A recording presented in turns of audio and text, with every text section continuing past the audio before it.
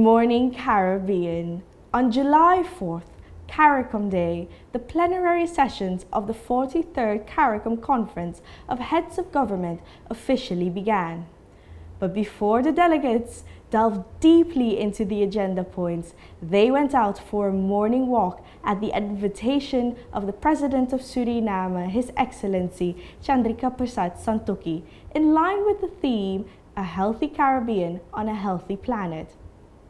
After getting the blood pumping and receiving a surge of energy from the morning sun, officially the business began.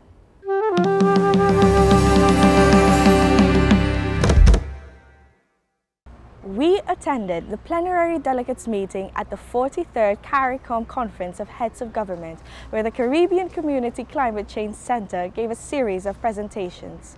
Dr. Colin Young, Executive Director of the Caribbean Community Climate Change Center, spoke about the Green Climate Fund and how to access it. Within that process, climate rationale as a concept is central as it provides the underpinnings to ensure a specific project directly correlates to the climate change challenges. The evening also saw Executive Director of the Caribbean Center for Renewable Energy and Energy Efficiency, Gary Jackson, and the head of the CARICOM Energy Unit, Devon Gardiner, speak about the integrated resource and resiliency planning and how the continued development of the Integrated Vulnerability Index is paramount. The Caribbean Development Bank was also represented by Dr. Hyginus Leon, the 6th president of the CDB, and he spoke about the vulnerability and resilience framework and how important it is for the region. The issue of simply adding renewables, especially variable renewables, solar and wind at the end of the grid as a part of a supply dynamics that is centralized will not necessarily lead to the kind of resilient system that you want, would not necessarily lead to the kind of cost reductions that you want. So what really needs to happen is that there has to be a very judicious way through which you determine how to add renewables to the system and really how to redesign the entire architecture, and that's part of what the whole story is today. By coming up with the internal resilience capacity, and for example, if we were to take two numbers similar to the 1,200 and the 2,400 US dollars, we could think of a situation where what you have is high internal resilience capacity, you recover very quickly. Medium, you recover on average. Low, it takes you much, much longer. So in that particular case where we have a shock, a climate shock occurring in 2017, the length of time it will take you to recover, even to the same 8,000 that you had, will depend on whether your capacity is high, medium, or low. After the plenary delegates meeting, we met up with the Deputy Secretary General of CARICOM to ask him for his take on the plenary sessions thus far. Deputy Secretary General, how was the session? Oh, the session was actually quite informative. There was a very healthy discussion around issues of resilience, issues of financing for development, particularly financing related to the perils that we face as a Caribbean region when it comes to the effects of climate change, when it comes to loss and damage that bedevils us in the Caribbean on an annual basis. We have some very ferocious hurricanes that hit our region. We also have flooding, we have droughts, all of these being elements and the ramifications of climate change. And the conversation this afternoon was to try to put all of this in context in order to develop more resilience models, or models that speak to resilience that the rest of the world can embrace and work towards ensuring that the Caribbean has the wherewithal to be able to withstand and recover from disasters when they do occur. Okay, thank you. What are some of the main takeaways, any specific examples that would lead to further action and implementation? The first one for me is that we have some very, very sound scientific knowledge emerging from the Caribbean. Many times in the Caribbean we think that we have to rely on external suppliers of information, or we must get models from outside.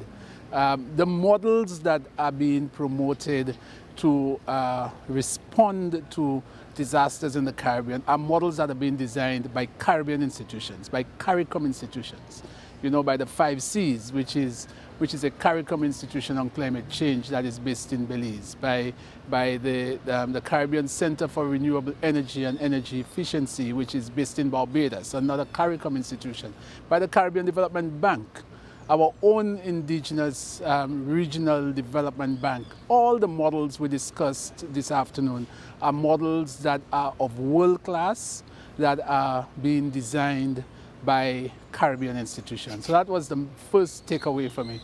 The second major one is that as member states of CARICOM, we all share the same desire to find solutions to the problems that confront us.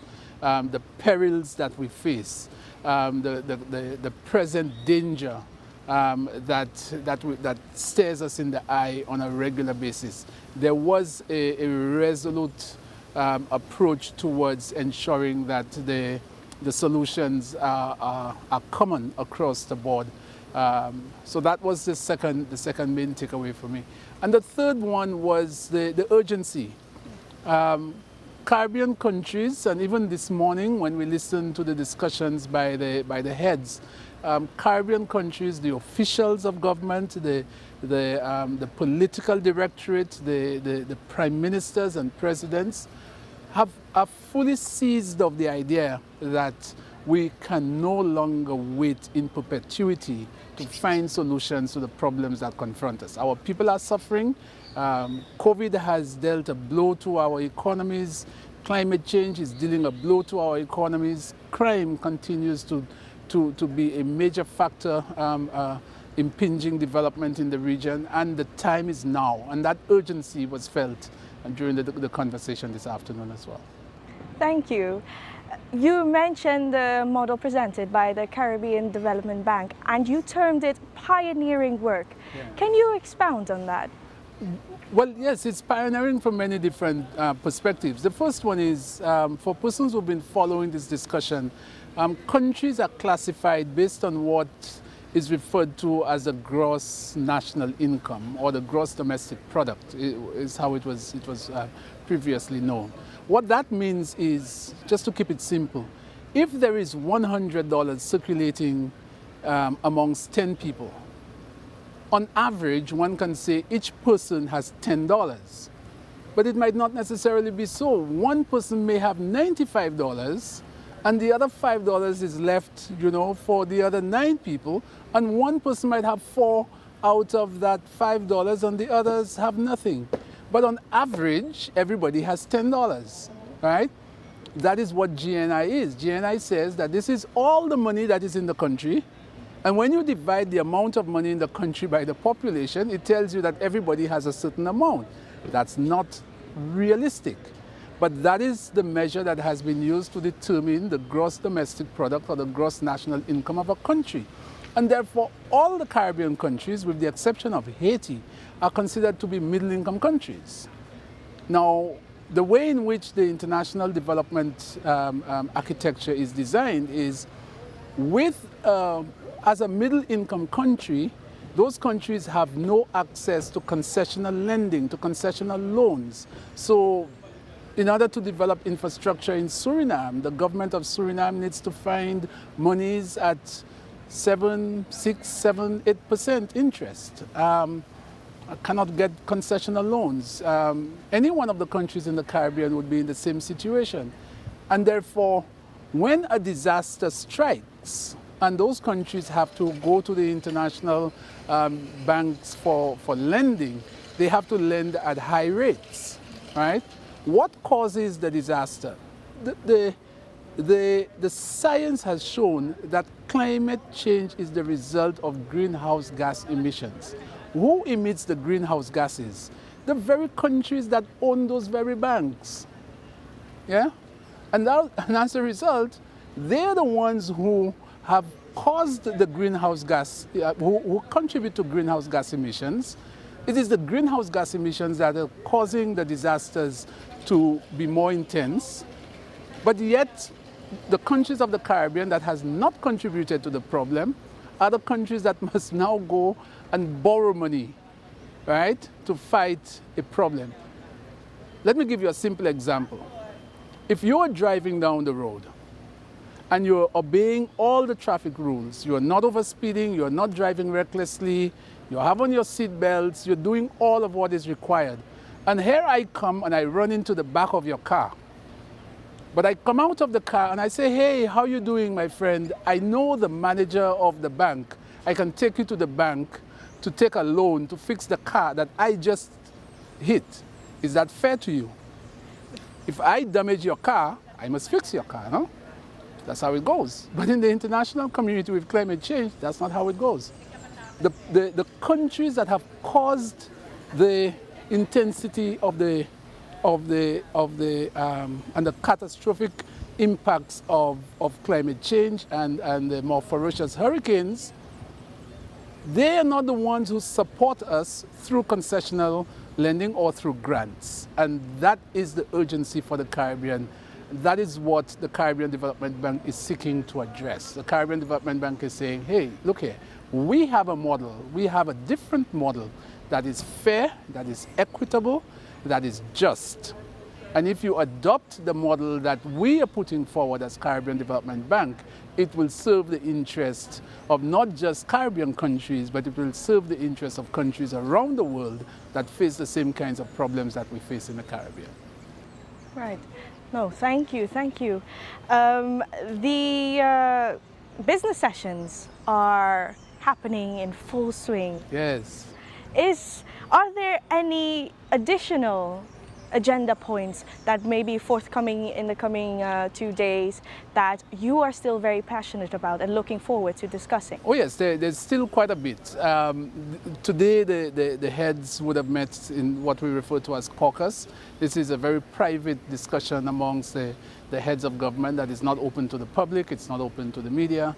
And there are a lot of discussions going on there in terms of how to treat with issues of Caribbean development. There's still issues that need to be discussed about how we deal with establishing stronger and better relations with the private sector. There are still issues on climate financing that needs to be discussed tomorrow. There are issues about the upcoming 50th anniversary of CARICOM. Today is CARICOM Day. Today CARICOM celebrates its 49th birthday. But next year, this time, on the 4th of July 2023, CARICOM will be 50. So there are conversations to be held about what kinds of celebrations we want to put on for CARICOM 50. There are also discussions around governance. How do we improve the governance apparatus of CARICOM, not just the CARICOM Secretariat, but the Caribbean community as a whole? How do we improve the governance structures? And those conversations are yet to be had. So there's still quite a bit on the agenda, and we're certainly looking forward to all those conversations and to be as not just optimistic, but also realistic with our agenda, and to ensure that the benefits weigh down to the average citizen of the Caribbean. Okay. Thank you so much, Deputy Secretary General, for a clear explanation of the problematic here in the Caribbean and how we plan on moving forward in helping to resolve these. Thank you so much.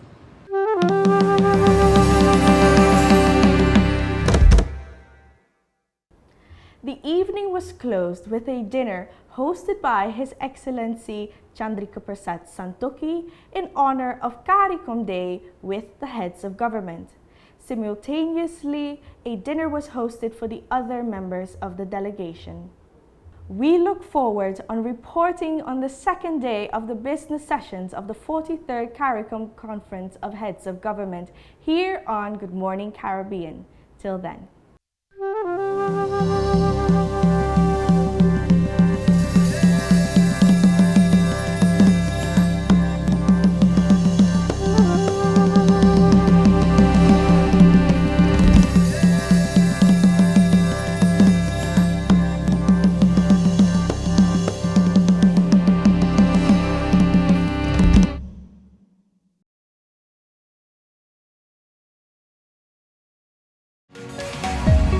Dime Network, your business channel.